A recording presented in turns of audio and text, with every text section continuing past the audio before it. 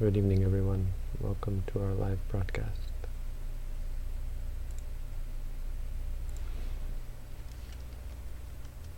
Today we are looking at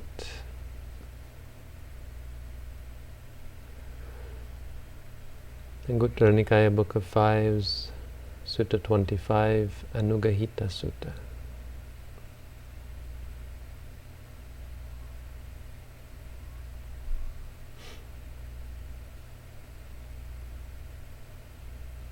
It's a very short sutta, but it happens to be another one that Ajahn Tong often refers back to. As we go through here, I can recognize some of the teachings that I received and that we all heard often in Thailand from Ajahn Tong. So it's always good to pick out those that your teacher emphasized. So the sutta goes, Panchahi bhikkhave angehi anugahita, supported by 5 factors. O monks, sammaditthi, right view, jeto vimutti phala chahuti, is or has as its fruit, has as its result freedom of mind, has as its fruit freedom of mind, jeto vimutti. Jeto vimutti phalani samsaja, has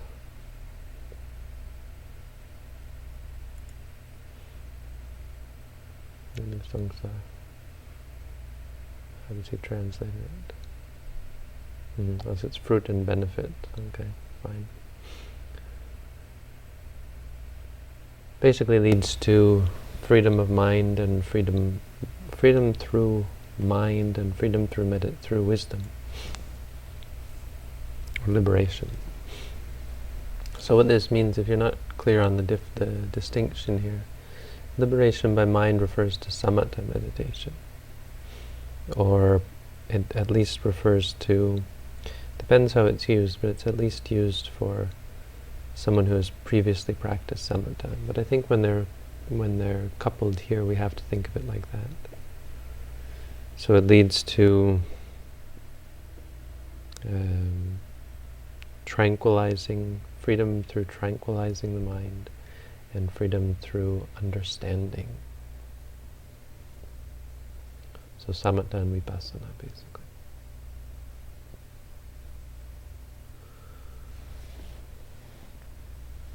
And these 5 are Sila, Sutta, Sagacha, Samatha, Vipassana. Silang, morality. Suttang, learning. Sagacha, discussion or dialogue. Samatha, tranquility, and vipassana, insight.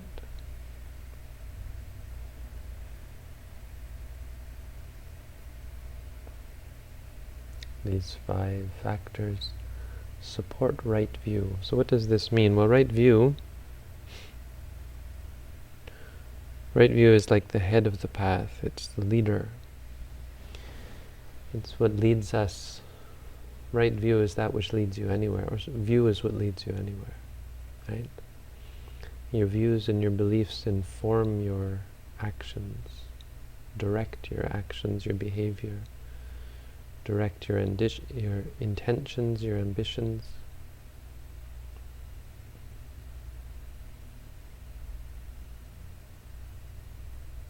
It's all based on views. So these 5 support right view, and I guess by that you could understand they create right view. They strengthen your view and make it right. I think that's a good way of looking at this. That's certainly how Ajahn Tong approaches it. would use to approach it.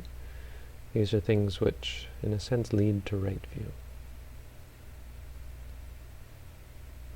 Without these, our views tend to be crooked, skewed, wrong.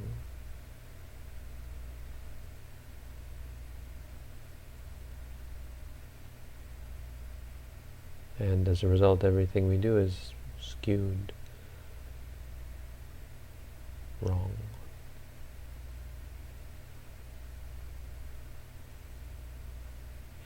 So silang. Sila is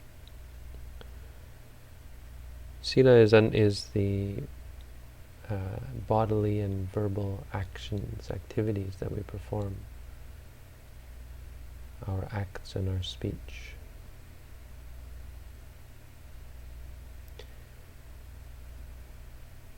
And the idea here is not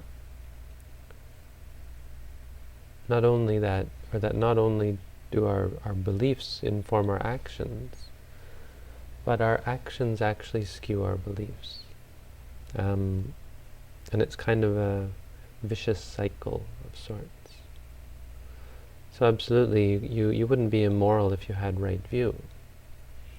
But immorality keeps you from cultivating right view. Sometimes you have to take things on advisement. I want to say faith, but don't want to push too far. You have to take other people's advice about morality. So keeping the 5 precepts is, for many people, incomprehensible or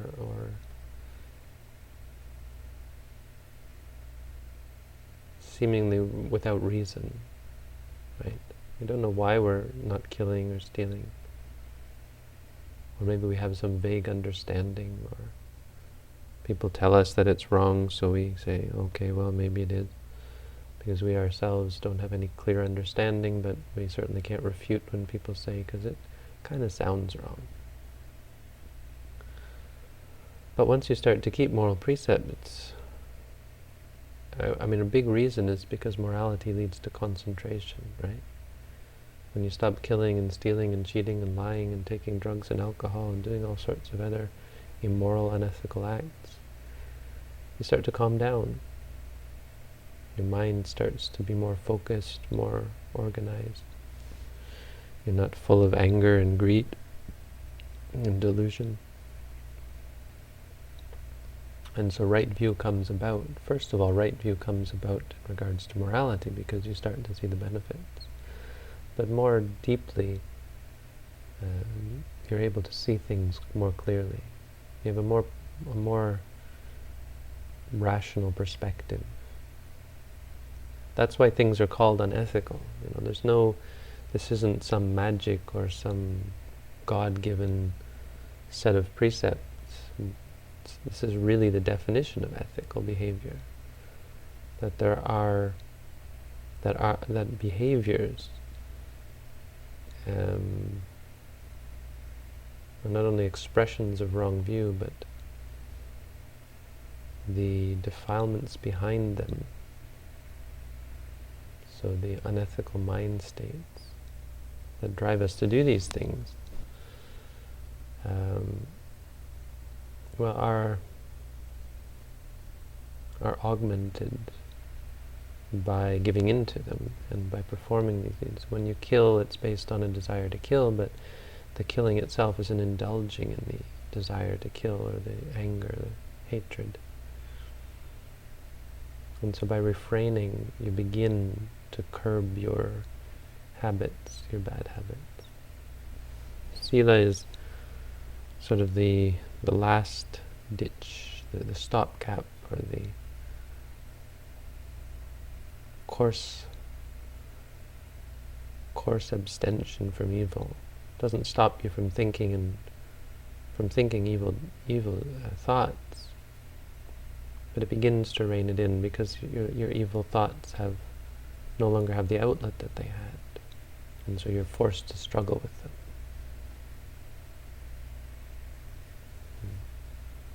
As a result, you come to see that they're wrong. This is why those therapies that encourage you to express yourself, if you're angry, go shout into a paper bag or something, or go and hit a punching bag. When you want to beat someone up, it doesn't really work that way. You're giving in to your emotions. You're not doing anything to curb them or deal with them. You're indulging them. So that's, in a sense, that would be unethical behavior. Absolutely. But there's something even worse about actually hurting other people. Because in your mind you're clear about the fact that what you're doing is harming another. So, at any rate, all of this is regards to behavior, the outlet for your cruelty, the giving in to your cruelty, the giving in to your addiction and so on. And the reaffirming mind states of greed, anger, and delusion. So it keeps you from seeing things clearly. That's a definite, important teaching in Buddhism. Something to keep in mind. Not only do they come from wrong view, but they keep you from ever cultivating right view. Our actions and our speech. Because we're so caught up in them. Okay, that's the first one. The second one, suttang. Suttang means learning. So this one should be clear. We can't just figure things out by ourselves often. Some people can. Some very, very special, very, very exceptional individuals, we call them Buddhas, or Bodhisattvas perhaps. But the vast, vast, vast majority of people have to learn. You could even argue that even a Buddha, to become a Buddha, they have to learn from others. They do learn things from others. It's a support for their practice. They don't learn from enlightened beings, perhaps, but they learn from unenlightened beings. But here we're thinking of specifically Buddhists, people who follow a Buddha and who learn about his teachings. So learning about his teachings, should be obvious, because the idea is by relating this teaching to the Buddha, it's going to help us cultivate right view. You have to listen. Don't think that you can just find the truth by yourself. It's the worst type of arrogance to think that you can become enlightened without any help, without listening to others, without support, without a teacher.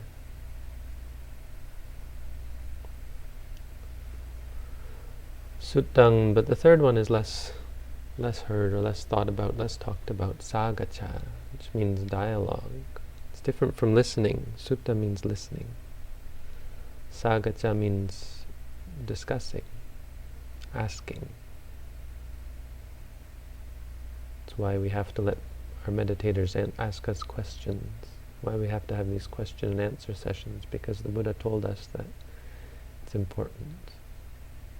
In our tradition, it's actually, I think our tradition is fairly exceptional in its usage of dialogue to promote meditation, the progress in meditation. This daily interview. It's not that common. In other traditions, they might meet with you, but they won't just tell you to keep going, or they'll have group interviews, or they won't even have interviews, they'll just have a Dhamma talk, maybe every day or every week. But this tradition has, it may not be clear to all people, we have a strong tradition and a strong process of instruction on how to conduct interviews. So there are actually manuals on this. And there's a tradition of listening in. So I spent a full year, hours every day, listening to meditator after meditator undergo this interview, and that's why in many cases I can repeat verbatim the sorts of things my teacher said, because he said them over and over again. And so we take that quite seriously, and it's to some extent, I think, why I feel comfortable answering people's questions, because you have to learn how to be comfortable, and because you've listened to a lot of question answering. I was for a long time much more comfortable answering questions than giving talks. Giving a talk seemed daunting, and it's funny, in our tradition you would be surprised, but when I was a young monk in our monastery, all the monks were deathly afraid of giving talks, and you could hardly find a single monk who would give a Dhamma talk, and they had to find monks every week to give Dhamma talks.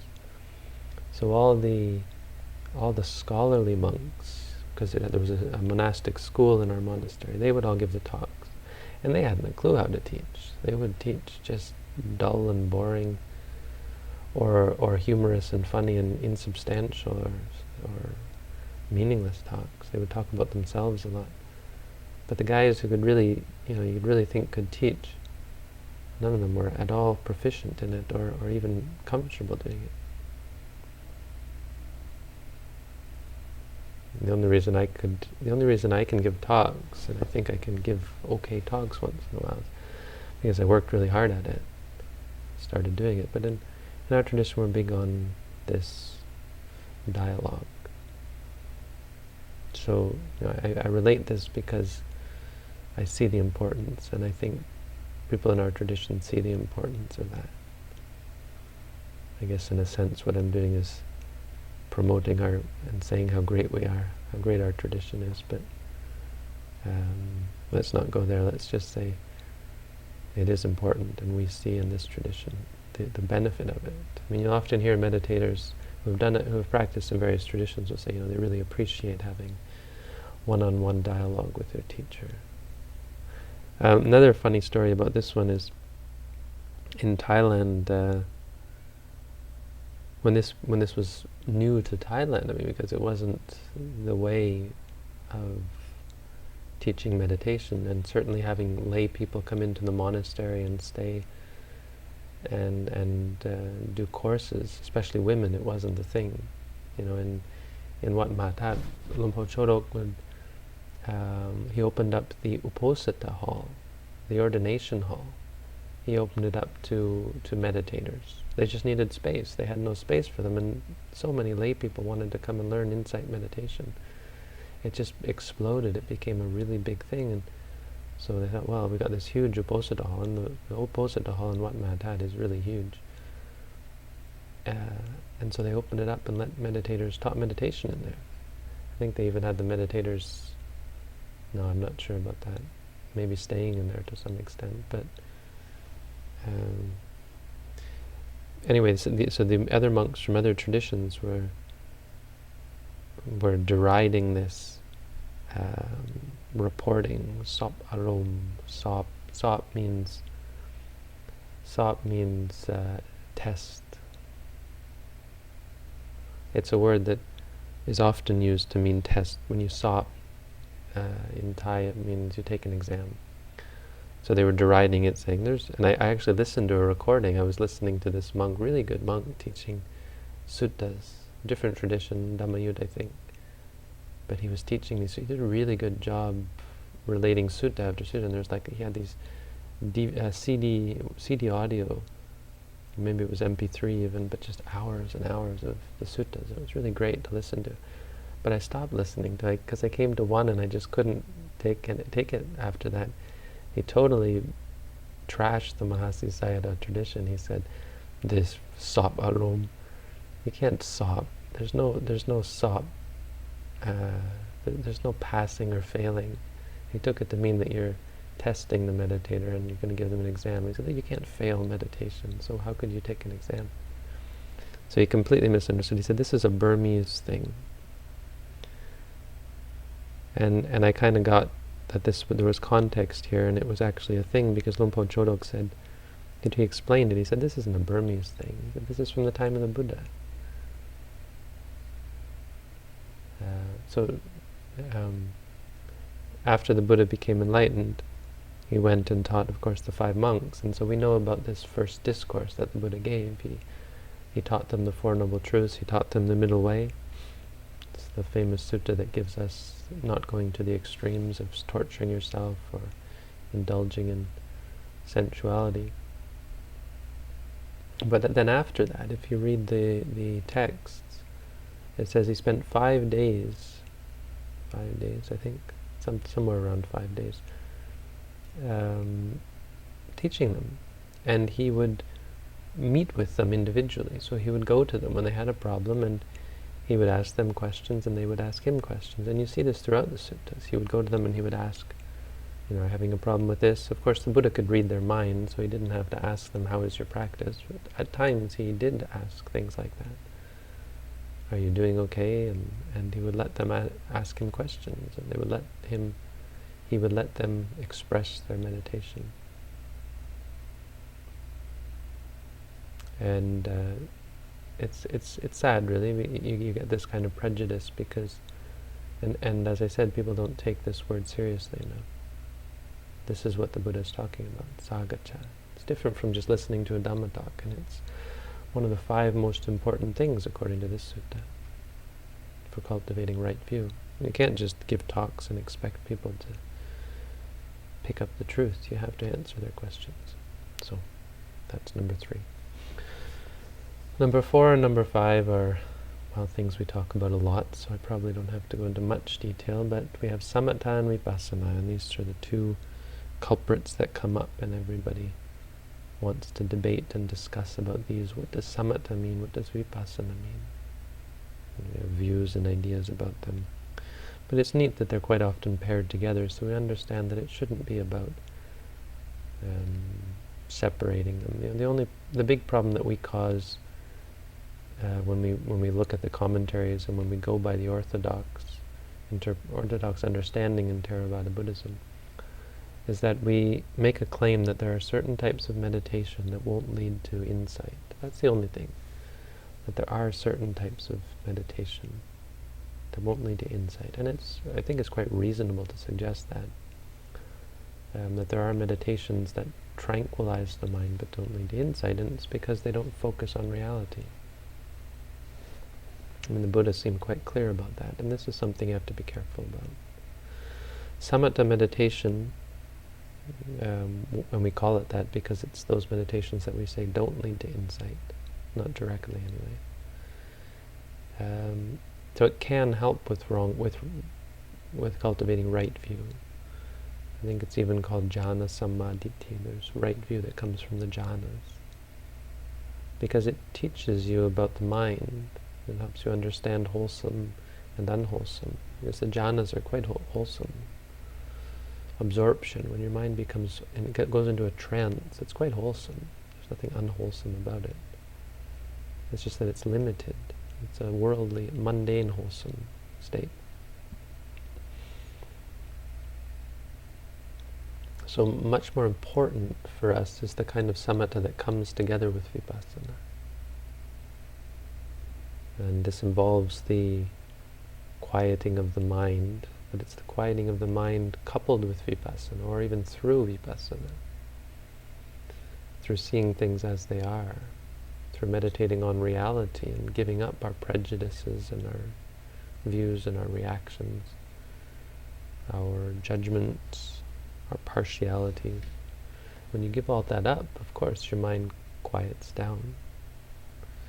And you need a quiet mind to see clearly. There's no question that if your mind is all flustered and rattled and distracted and, caught up in the 5 hindrances, basically. Samatha means quenching or quelling or suppressing the 5 hindrances. That's what samatha is. What is the definition of tranquility? Your mind is tranquil when it doesn't have any of the 5 hindrances. So when your mind has the 5 hindrances, you can't see clearly. You can't cultivate vipassana, you certainly can't cultivate right view. It's important. Right view doesn't come just from thinking. We're so ill-equipped as ordinary people without the Buddha's help to really understand the world. We maybe get lucky and hit upon a good idea and come up with some profound thoughts, but they're easily lost and they're limited and they're skewed because our ordinary mind is incapable of understanding deep right view, deeply the nature of reality. It's incapable of knowing what's to its own benefit, what's to its detriment. It's incapable of seeking out enlightenment. It's not something that's out of our grasp. It's just the point is you can't just sit and come across right view. You have to cultivate the mind that is able to understand right view. Your quality of mind, the quality of your thoughts is important, not just that you are thinking or that you are investigating. Your knife has to be sharp if it's going to cut. You can't just cut. So, samatha and vipassana.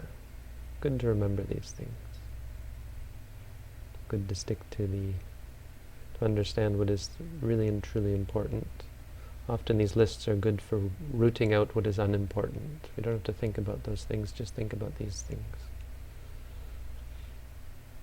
Which one of the great things of the Buddha's teaching is that it's so simple at times, and it's so clear. You've got a clear list here. It's like you come to meditate, what do I have to do? So many things.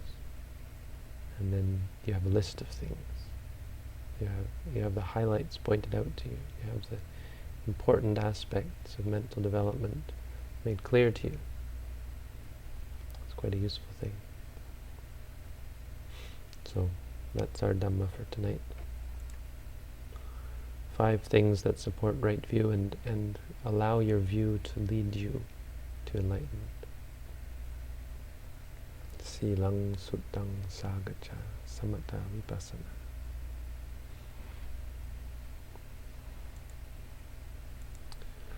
Apologies for last night. It was a long day. I had a conference all day and then a meeting after that.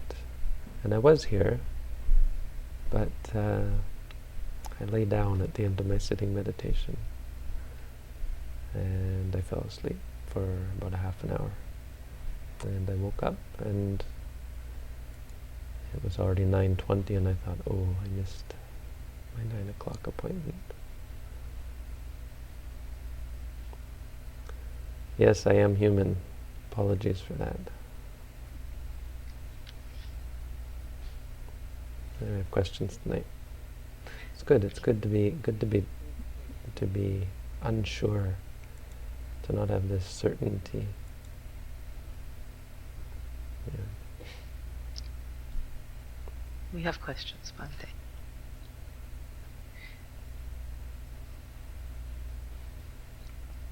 Bhante, yesterday you referred to a lazy, tired, exhausted mind state possibly coming from too much concentration and not enough effort, while explaining sloth and torpor. I didn't quite get this. My surface level understanding is that more effort could also actually lead to exhaustion, and high concentration would take effort, not lack it.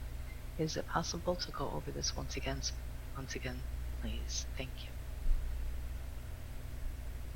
We're talking about energy, I suppose. I mean, to understand, effort is a word that it's a bit ambiguous, but we're talking about energy, I suppose. How much energy you have. If you've got a lot of energy, you'll be distracted.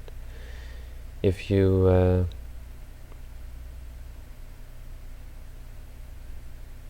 if you put out effort, you'll use up all your energy, and yes, you'll become exhausted. That's what it means. When you've worked really hard, you become exhausted because you've used all your energy. So the mind is kind of like that, or it doesn't really matter. That's not really the point. The point is, when you don't have enough energy, you get tired. That's the point. It's not concentration. Concentration isn't to blame because you're... Concentration isn't going to help you.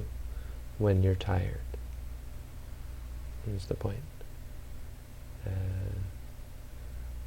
And to an extent, the idea is that it's called concentration when you're tired.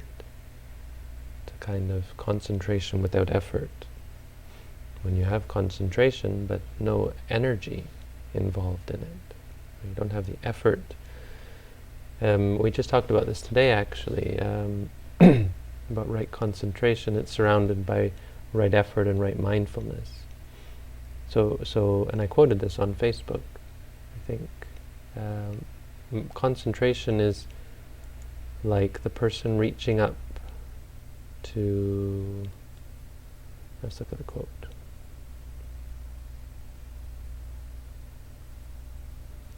Concentration is like reaching up to the object, to the apple, right? So pick flowers.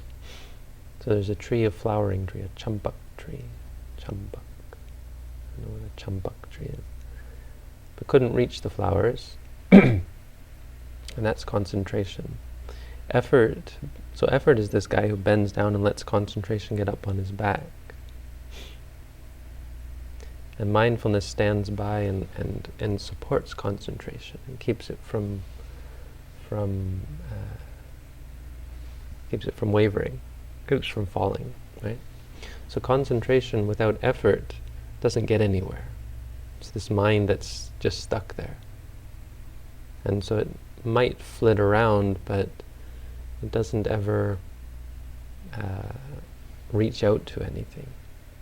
It doesn't ever... So it falls asleep, right? It enters into kind of a trance, in a sense, which I guess is what you think of sleep as. But with energy, the mind, the concentration is able to focus on things, is able to get up and focus on things. But without mindfulness to direct it or to keep it, the concentration still flits from thing to thing, but my concentration is the focusing, in a sense. I mean, it's really really these things only come, you're only really able to experience them in a good way when they come together, because all three of them are powerless without the others, I guess you could say. Although mindfulness is sort of leading the way, but they really have to come together. But that's the characteristic of having a lot of concentration. Maybe not a lot. It can't be a lot.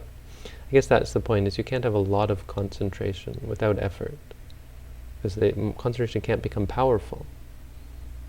But when you're lacking effort and your concentration isn't to blame, isn't a problem, or isn't a problem, you get tired because you don't have effort. On the other hand, if you don't have concentration, you have a lot of effort, or your effort is your energy. You have a lot of energy. You'll get distracted.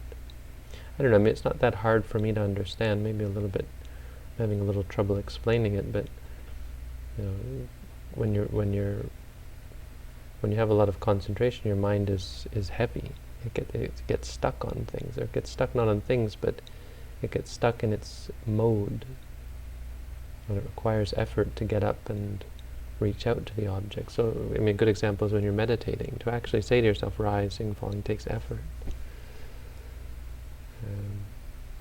You have to use the effort to pick up your mind, put it on the object.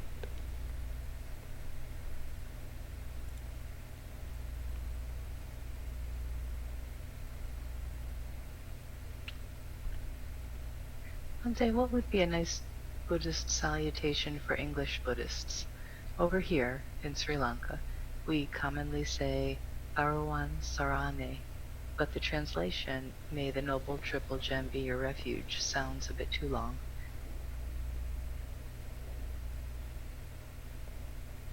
Nice Buddhist salutation for English Buddhists. I hope you know me well enough to know that I'm going to say something like, "Hi." A good, nice Buddhist salutation would be, "Hi, how are you?" You didn't expect a serious response, did you?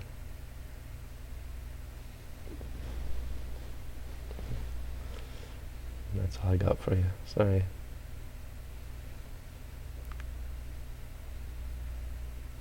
At least English Buddhists would understand what that means.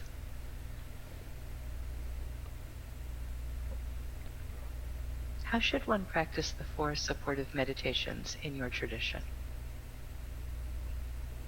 I've done videos on that, so I'd rather refer you to the videos rather than have to go over it all again. In walking meditation, I sometimes slightly lift my left foot before I finish noting the stepping of my right foot.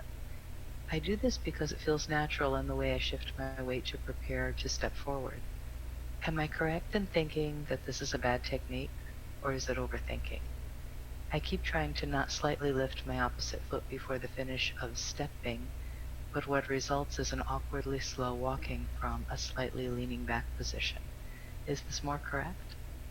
Well, maybe you should do... Yes, it's more correct, but maybe you should do shorter steps. If you find yourself lifting your other foot, it's usually a sign that you're walking too long. But absolutely, we want to be with one foot from beginning to end. In order to do that, you can't move your other foot. You have to know the beginning of the movement, you have to wait till the other foot stops. It's somewhat counterproductive otherwise.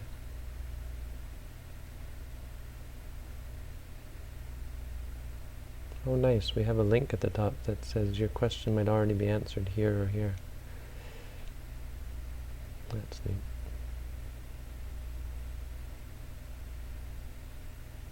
Sometimes more than one hindrance comes up in meditation. Should I note the clearest one until it is processed, then go on to the next clearest one that occurs during that moment? Thank you for your guidance. Could be. Definitely go for the clearest one, but once it's gone, I prefer that people go back to make the first intention to go back to the rising and falling. Now, if there is something else that's that's immediately getting at you, that's fine, but don't go looking for it, or don't think, hey, there was another one here, is that still there? Because that kind of behavior, it's common, and it becomes seeking, it becomes looking for something to note. So, there's problems associated with that. It's distracting.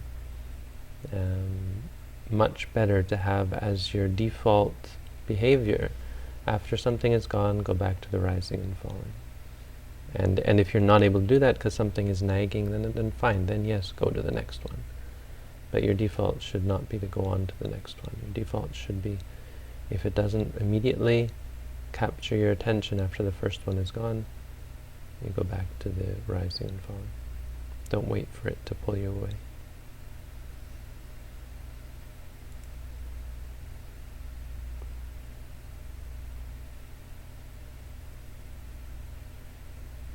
If one has realized that there is nothing worth clinging to in life and is now only motivated through selfless interest, like easing the suffering of others, do you think it would be wise to move toward becoming a Buddhist monk? It's always wise to move towards becoming a Buddhist monk. There's no better livelihood. I think I'm not biased in saying, it's not me saying that as bias. From a Buddhist point of view, there's nothing better than becoming a monk. So, if you still have to ask the question, I'd have to wonder. But, maybe it's just simply not realizing that, yes, indeed, becoming a monk is ideal. It's not easy in this day and age, but if you can do it, you can find a way. Absolutely.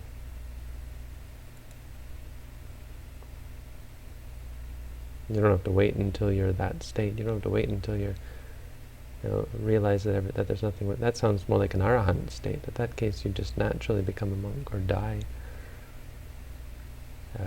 Don't wait until you get to that.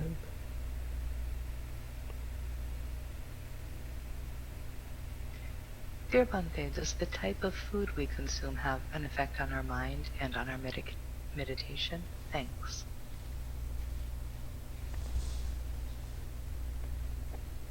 Yeah, potentially. I wouldn't put too much stake in what types of food we eat, but I'd have some mindfulness in regards to it, not eating overly fatty foods or so on. I mean, more important is that you only eat as much as is necessary. You don't eat too much or too often. That you don't eat. Much more important is the food that goes into your mind. So when you eat foods, it's often feeding your mind, feeding your craving, and not feeding your body. That's important. If you're feeding your defilements, feeding your attachments, your addictions, that's going to have a far greater impact on your practice. Wouldn't worry too much about food. Worry more about the food that you put into your mind.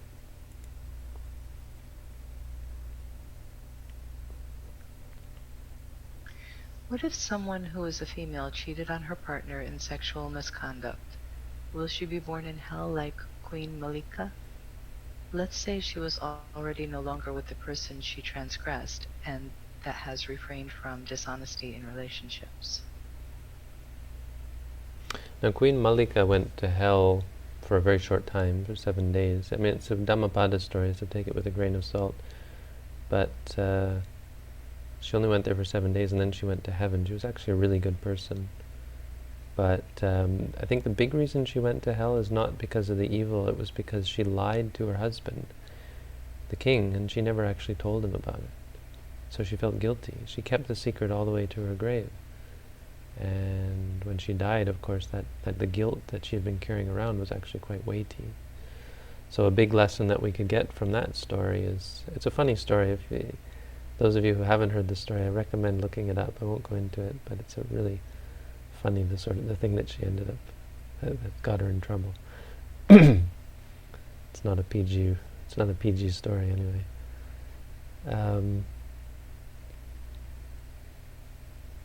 But the lesson that we gain from that is to be honest and to seek out sort of forgiveness and to do our part in affirming, yes, I've done something wrong, to ask forgiveness from those who you've wronged, and to move on. So to not live a lie, right? And I guess that's the sort of thing that happens when you cheat on someone and then never tell them and live in the relationship. Even if it destroys the relationship, it's important that, I mean, I'm not even sure that it is, but I would think in most cases it's important that they find out. You could argue, well, it's in the past, I'm not going to do it again, so why should I hurt them? Well, I mean, the very fact that if they knew the truth, they wouldn't be happy. I mean, it's just setting yourself up for guilt, for the most part. But, okay, so you're saying if you're no longer with the person, so that's the deal with Malika, but if you're no longer with the person, you can't say what some act is going to do to you. We know that bad deeds lead to bad consequences. If you do lots of good deeds, they can outweigh and nullify the bad consequences. So if you read about karma, there's karma which nullifies other karma, and that's possible if you do lots of good deeds. But in regards to that person, you might want to ask forgiveness or let them know. I would say that would be useful.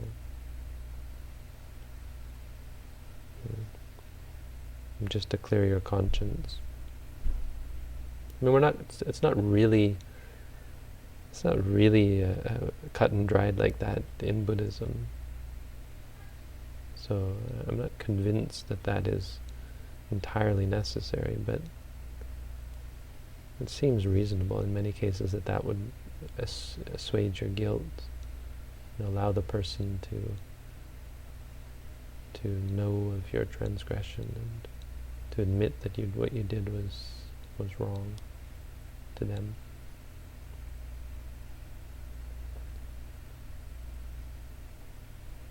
But no, I mean, it's learn to forgive yourself and overcome and become a better person. It's really the most important. It's a good question.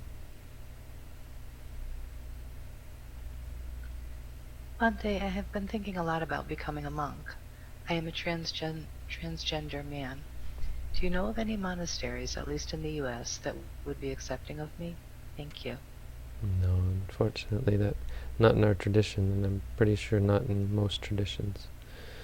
I'm not sure what transgender means. And I mean, of course, it depends what you mean by transgender. Have you had a sex change operation? If you have,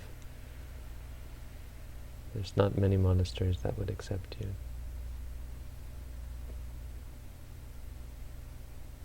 It's an interesting question, no? I mean, the biggest problem is technical, and you run into a lot of these technical problems with becoming a monk, and people are outraged at non-acceptance, but they're all technical, and it's because you're living, being a monk or the monkhood is flawed. It's artificial. It's nothing to do. It's not everything about being a monk is about morality. It's about setting up an artificial structure, something that is admittedly artificial. It's not natural. Becoming a monk is an artifice, and so there's a lot of artificial rules that aren't directly related to morality. But there are reasons for it. You have to be careful accepting homosexuals, because part of the artifice of being a monk is to get away from the object of your sexual desire. So if you allow homosexuals, I mean, it's reducing the benefit, and it's setting yourself up for problems. And it's one of the biggest problems now in Theravada monastic circles. There's a lot of homosexual behavior. Homosexuals ordain, partly because they can't fit into their overly repressive societies, partly because they're excited by the idea of being around other men. Maybe not sexually, but there is an attraction there, and mostly because they're corrupt. I mean, they're not talking about just any homosexual. They're talking about people who are, I don't know. I mean, people who are human and ordinary individuals. But if you take a heterosexual man who's kind of corrupt behavior and you put him in a monastery, well, the worst he's going to do is masturbate or whatever. But if you put a homosexual and a bunch of homosexuals, if they're not engaged in meditation, anyway, it's getting off on a tangent, but it's an example. Homosexuality you have to be careful about. Now, transgender. So the question is this person to be understood from a Buddhist point of view, from a monastic point of view, as a man or as a woman? I don't even know. I'm a transgender man. I assume that means, it's funny, just yesterday we had this conference, and one of the workshops was on gender, and so we talked a bit about transgender. But I assume that means this person was a woman, who or had the female sex, and that's how we're supposed to look at it. But their gender was male, meaning how they thought of themselves was male. So you call yourself a transgender man, I assume means, and you could, but it doesn't really matter. Let's assume. But now you have had some sex change operation, what we call gender something surgery. I don't know, reassignment. And so now you've had a transformation physically to be more of a man. I thought that was uncommon. I thought it was more like you become a woman. I don't really know. Okay, but let's assume it's that way. So you become a man. So how do we understand you to be a man? The problem is technically we don't understand you to be a man. We'd understand you to have the sex of a woman. See, Buddhism doesn't look at how your mind is, and this was interesting for me going to this workshop, because I don't think of myself, and we had to introduce ourselves, and there was an option to express which pronouns you use for yourself. This is a big thing now. And so I said I use he, him pronouns, but it felt kind of weird, because I don't think of myself as a man in the way that most people do, I think. and I think that comes from meditation. My sense, when I think, I mean, that sort of thing does come from meditation. So we're not really concerned with how you see yourself mentally, because we consider that to be baggage, that gender is something that you give up. But sex is something, a person's physical gender, is something that is a deciding factor. And it points out the flaw in monastic activity, because what do you do with a homosexual person, or a person who is physically male but attracted to males, or physically female but attracted to females? That's much more important. And so that extent, if that's not a problem, I guess looking at this situation, then you would have to accept your physical gender, because Buddhist monasticism looks at your physical gender. It doesn't look at your mental perception of which gender you are. And again, that seems somewhat weird, but it's because, and the reason for defending it is because it, for the most part, works. And again, this is sort of shows you the flaw and the limitation of monasticism. But to do it any other way would make monastic life much more complicated. I mean, even allowing women made things more complicated. And so you say, well, you can't stop women from ordaining. Sure, yes, absolutely. The Buddha, in the end, gave in, but he was quite clear that it was much simpler when it was just men, right? Heterosexual men especially. It's quite easy. But then you think, well, women want to ordain, and women ended up becoming a great monastic system, but they had to be separate, and there had to be... It was not perfect by any means. But okay, so there was the allowance for women. So then we say, well, are we going to allow homosexuals? There's no rule against it, but it's problematic. And then you say, well, are we going to allow people who are transgendered? And so if you say that, well, a person who identifies as a man should allow... It makes things more complicated, you see, and it breaks down the important benefit of becoming a monk in regards to being removed from the object of your attraction. To live in a community that is free from that element of your life. So it allows you to... And people have criticized this as well, that it's just escapism. And I understand that, but it's also protectionism. You're protecting yourself, because you admit to yourself that you're not able to be around the object of your sexual desire. And so you spend time off in meditation, and you become strong, and then hopefully you're better able to... Well, not hopefully, but through the practice you're better able to deal with that. So I hope that this sort of points out that there are some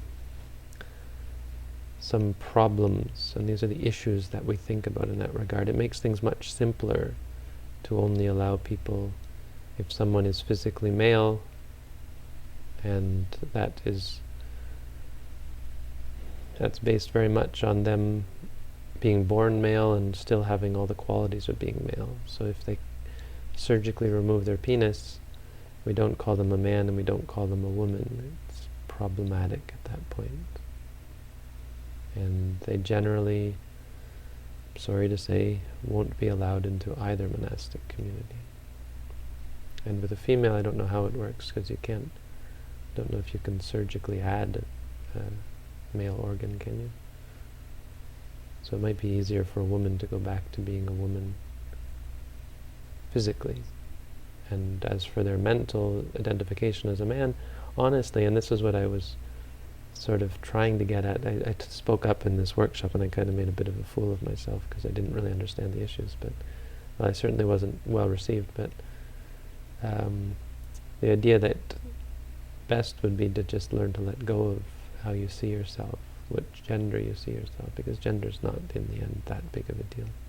That's our understanding. I mean, I understand that other people feel differently, and there's this thing called gender dysphasia. That's the feeling that you're the wrong gender, you're in the wrong body. And apparently it can be quite severe, but I, as a Buddhist monk and meditator, I would suggest that that's something that one can deal with through meditation and learn to let go of, along with sexuality in general, right? If you can become celibate, mentally celibate, you can also learn to let go of the fact that you feel like you're better off in a different body. So this is a reason why I would not recommend gender reassignment. I would recommend looking at it as we look at everything else. It's nothing prejudiced against such people. But any other mental state, learn to let go of it. It's fine. You think you're better off, you think you conceive of yourself as being a woman or a man and you're not. It's okay. It's just thoughts. It's just conceptions. They're not inherently wrong or bad or unpleasant. But yeah, becoming a monk, there's technical problems there that probably would prevent you. But if you want to write to me your actual situation, because it's not clear to me, we could perhaps work it out. But you might not be happy with that. You might not be happy with what I've said, in which case I apologize, but I'm fairly set in that idea. That you have to stick with the physical gender and learn to let go of the mental representation. Certainly not a very PC thing to say.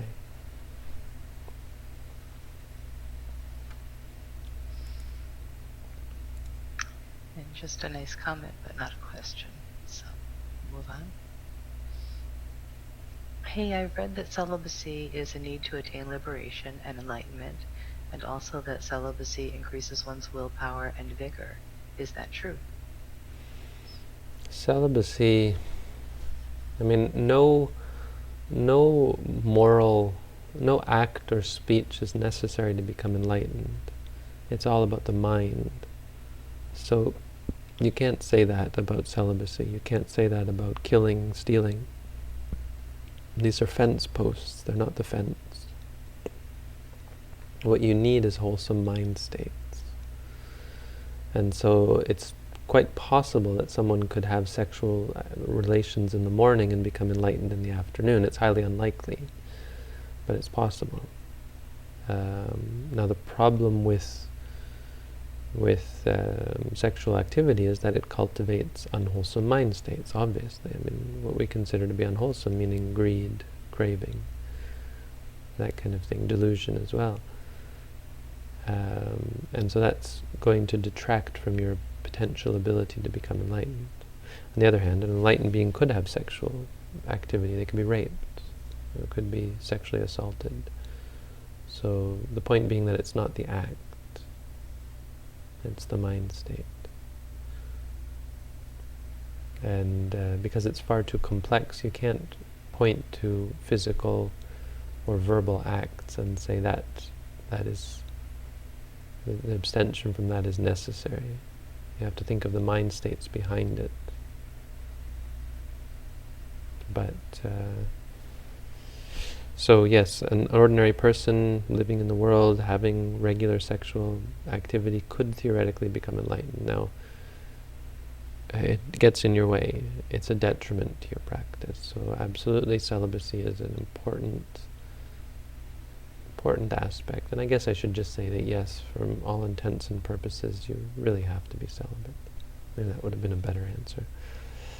As for increasing one's power and vigor, I'm not really concerned with that. Maybe, yes, it's not really a Buddhist concept.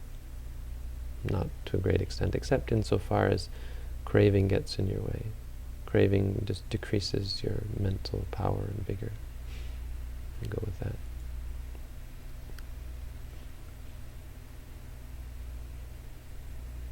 Okay, we got way too many. Oh no, we've only got a few. Let's go through them quickly. I've been taking too much time. Hello, I've been a theistic Satanist for 6 years, but I like to live my life by the tenets of LaVeyan Satanism to a point, but I also like the teachings of Buddha. Is there a way to practice both ways to live by without sacrificing self-preservation or the selflessness of Buddhism? You really can't combine much with Buddhism. You either follow the Buddhist path or you don't. Is that right to say? I mean, normally we don't say that. It's okay, you can be Christian, you can be Muslim, but Buddhism is complete. It's a complete path. If there's something that you're not getting in Buddhism that you're getting somewhere else, the reason why it's not in Buddhism, from our point of view, is because it's not necessary or not helpful. If Satanism is completely compatible with Buddhism and there's no differences, then fine, but then you're just practicing Buddhism.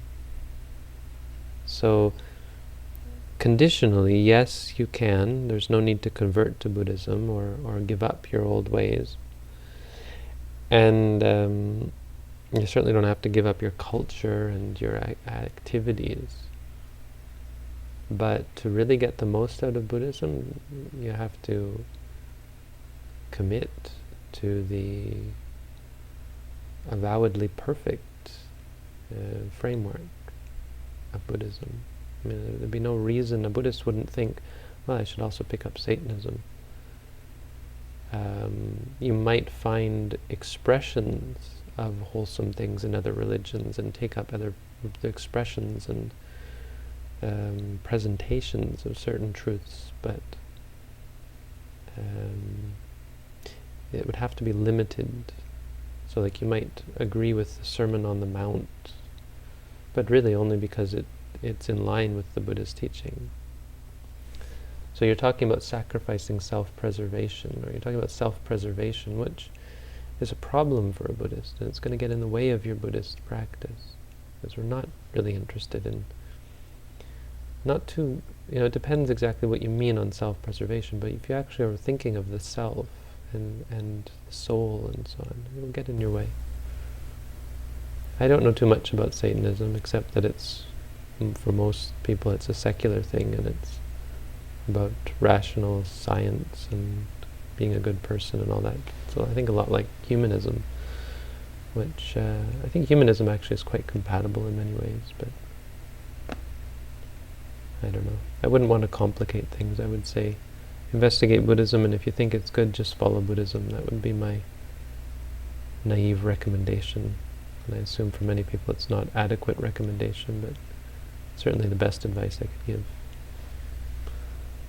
Give up everything else. I guess I really didn't know what Satanism was. I thought it was actually worshipping Satan. Yeah, but they have the idea. I don't know. I guess I don't know anything about that. For many people, Satanism is quite secular. It's not really about worship. Bhante, I visited a monastery the other day. The monk robes were being offered to the monks. The trousers and shirt I wore were worth about $10 each, and the robes several times that much. Do you think the tail is wagging the dog, or is this vicicca, I doubt, as a hindrance in my mind?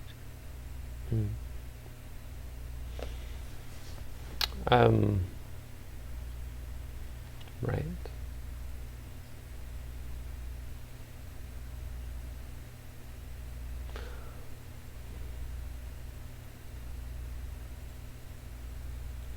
Is that doubt? Do you think this is I don't understand the tail is wagging the dog. I think he's asking, is it wrong that the monks got luxurious robes that were worth more than a layperson's clothes? Yeah, no, I guess I get that implication. But, no, it's not. Why would it be? What's wrong with getting good things? Now, having said that, there is a problem, right, with luxury. If a person gets luxurious items, they can be very much attached to them. Fortunately, it's easy to get attached to them. Fortunately, monks have specific rules about robes. The robes have to be quite simple. So the quality of the cloth might be great, and because it's a specialized item, to get a person to make it is actually quite expensive. I mean, the thing about your trousers and shorts is they're made in a factory in Asia somewhere by people working slave labor wages, and they're being pumped out by the 100 or 1,000 or 100,000. So that's why they're so cheap. But if you commission someone to make your trousers and shirt, it would cost, I would say, quite a bit more than, well, actually I don't know, but it would cost more. So that's one thing, but that's not really the argument, the important argument. The important argument is, regardless of all that, the monk robe is still generally unpleasant or generally a difficult article to become attached to, because it's just a rectangle. You can get a pair of, well, get a t-shirt that is, made of cheap and poor quality material, but you can be very attached to it because it has like a slogan on it, or because it's bright colors, or because it shows off your pectoral muscles, right? Because it shows off your chest, right? Your breasts, because it shows off your legs.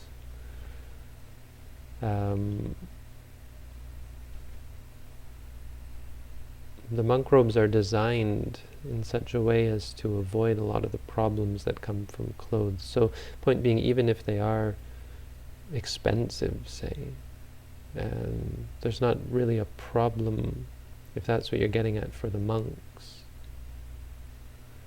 that they become attached to them.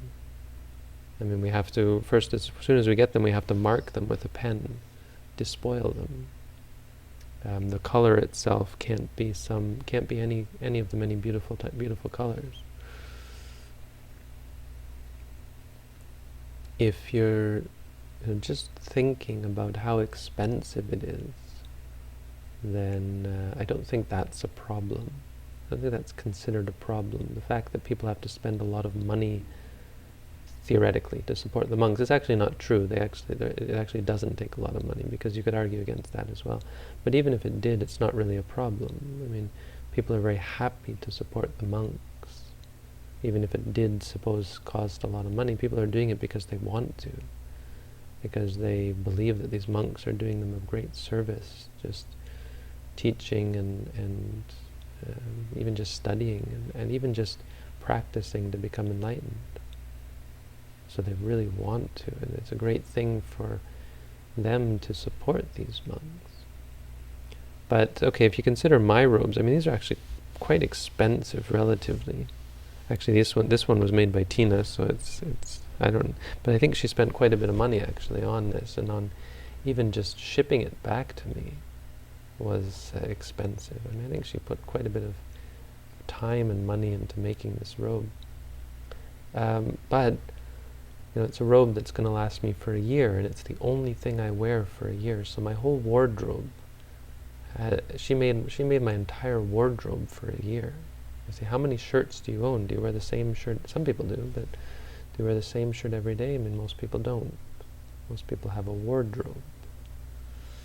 And I guess just pointing out the fact that it's actually in the long run not that expensive. And the worst problem we have is that people want to give us more robes, and we're not allowed to take extra robes. So to even have the opportunity to give a monk a robe is quite rare. Yeah. The fact that it's all we're allowed to wear, the fact that we're only allowed to wear it in certain ways, we're not allowed to wear it or make it look in any special way. So I'm not exactly sure the criticism you have, which one of those that it is, but I don't think that any of them are really valid. It's quite common for people unfamiliar to the whole tradition But anyway, it's quite common for people to be critical of things. And I guess ultimately you want to give up being critical of anything. So even if people are doing things that seem quite corrupt, or if there is corruption, it's not worth your time to be critical of it. It doesn't help you in your practice. So I'm not sure if it's vicikiccha. I think it's more cynicism. It's usually delusion, like this conceit, the feeling that you're better than these people. Huh, look at those people doing that. It's usually conceit-based. If I can just add one thing, as as a lay person, who wants to give. I mean, it's part of a layperson's practice to give up and to give something to the monks. I mean, you want it to be something good. It's the monk's problem to not get attached to it. But as a layperson, you want to, you wouldn't want to give something that was, inferior if you had the opportunity to get something that was nice, I would think. Well, that was the other thing I was going to say, is actually monks were told by the Buddha to strive for rag robes, to try our best to take robes that are discarded, cloth that is discarded. Doesn't happen that often anymore, but ideally that's so. So I mean, to that extent, there is something to what you're saying, that perhaps you may be saying that things have moved quite far away from the original intention. I get a sense that might be what you're saying, that we've moved far away from the original intention of living in poverty, right? And I think that's absolutely true. But I don't think it has so much to do with the robes. I don't think robes can get you there. They can, and they may, if you start to, there are monks that I know who make their robes up all to be really nice somehow, but it's quite difficult to do. And for the most part, there's, it's very much other things, like Mercedes-Benz or private jets.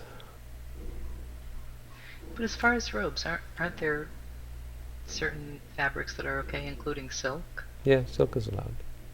Of course, yeah, silk is allowed. Silk is the worst. You would never want to make a robe out of refined silk. Raw silk would be great, and I know a monk who has raw silk because it's quite warm actually. But you know the difference, right? The raw silk and then what's the other one called? I think it's refined or something. The silky silk. The silky silk is the worst because it doesn't stay on, it falls off all the time. I know a monk who had them and he couldn't keep his robes on. It was ridiculous. It's a problem. Very expensive, but they're the worst thing to wear. But we talked about, when I was looking in to get a double-layered robe, silk was one of the best materials they could offer because it's quite warm apparently. But wool is the best. And wool is much cheaper. Silk is ridiculous. Silk, you need these worms to make silk. And then they all get eaten. They eat those worms. Who eats the worms, Bhante? Silk farmers. Oh. Yeah. I didn't know that either.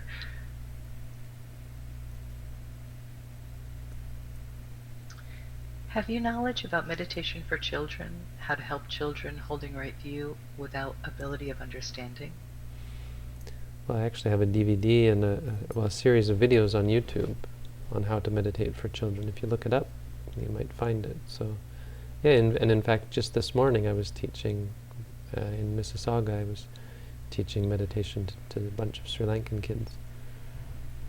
It's funny talking to them because they're all Buddhist, but I asked them and they're too shy, so I said, "Who's Buddhist? Hold up your hand." And only one of them held up their hand. I said, "None of you are Buddhist?" Oh. Asking them questions about their religion is quite interesting because they take it for granted, I suppose. I mean, anyone that's born in a religion doesn't have generally the same sense as one who well, an adult or even one who acquires the religion purposefully.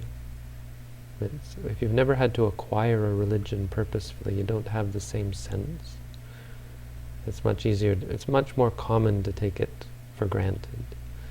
And so especially with children, they really had never thought about what Buddhism is, what it means, why they call themselves Buddhist. I said, why do you call yourself Buddhist? He said, well, because my parents are. And I said, well, that doesn't make you Buddhist. So forcing them to think about. But I did teach them meditation, very much based on that series. So I'd recommend watching my series on how to meditate or giving it to kids. I've had some good reviews about it. Haven't had much negative response except from adults who thought it was a bit weird that I was telling them about magical powers, but I think it's awesome.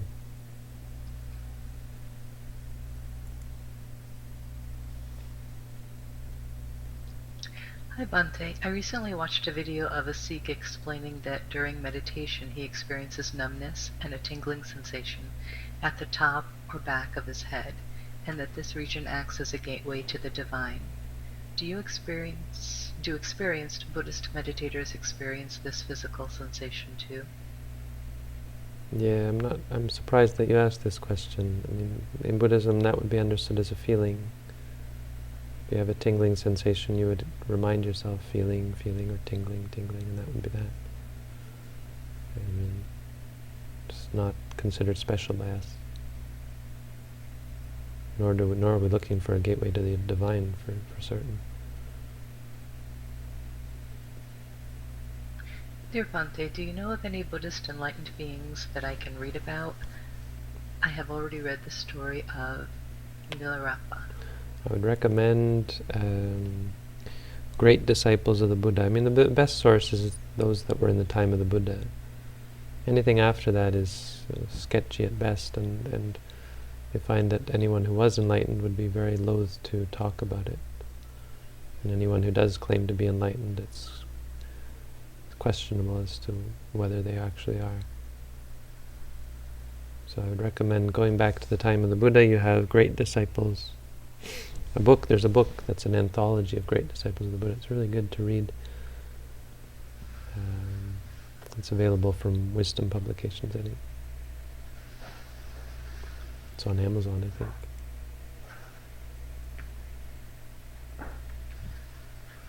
I think I actually have it not too far from me. I can hold it up. Much of it is also on the internet, or some of it is also on the internet. You can find stories, some of the old stories that were told, like the description of Sariputta's life, Moggallana's life, that kind of thing. The story of Sariputta's life is a really good one to read about.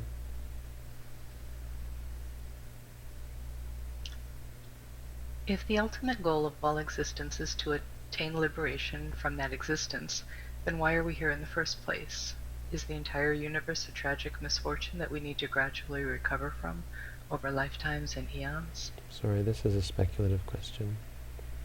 I mean, my answer is I don't know, but I think it falls under questions that we're just not going to answer because it's speculative. I mean, it may not seem speculative, but you have to remember we're here to answer questions about meditation. We don't really care about why we're here. The problem is that we are here. That's what we're concerned with. Do Buddhists have experiences of universal consciousness? We don't believe that such a thing exists, so no.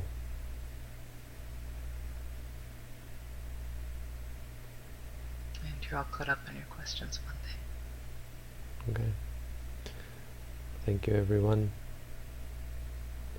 I deleted a bunch of questions, and I understand that sometimes my answers are rather abrupt, and apologize.